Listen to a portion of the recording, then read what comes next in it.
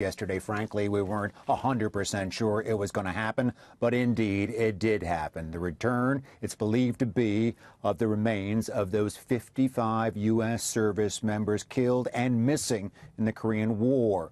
Transport caskets, really wooden boxes with those remains, were picked up by an Air Force cargo plane this morning, Korea time, from North Korea, where they were handed over, brought back to a U.S. air base in South Korea. And yes, they were draped in those UN flags, as that was the command that the American troops were fighting under at the time. UN honor guards, U.S. military greeting them. The remains will be examined at the base. In the past, North Korea has passed off other remains as Americans, and then they will be sent next Wednesday to Hawaii for further final DNA identification, forensic identification. Frankly, that could take months, maybe years, before getting back to the families that have long wished for their return. Bill. What can we say about what this means for the peace process?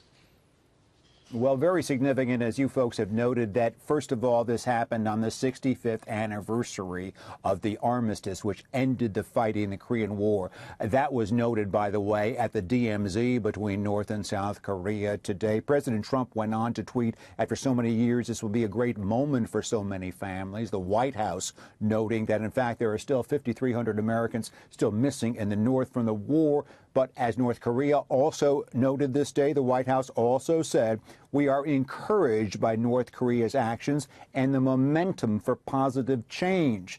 Now, the Trump administration is under a lot of pressure to come up with some deliverables from the summit with Kim Jong-Un last month. There haven't been too many of those. The return of the remains was one of those things promised. It is hoped that more will come on the main issue at hand, denuclearization in North Korea. Thank you, Greg. Greg Palcott leading our coverage on that from London today. Thank you, Greg. Thank you, God bless you, and God bless America.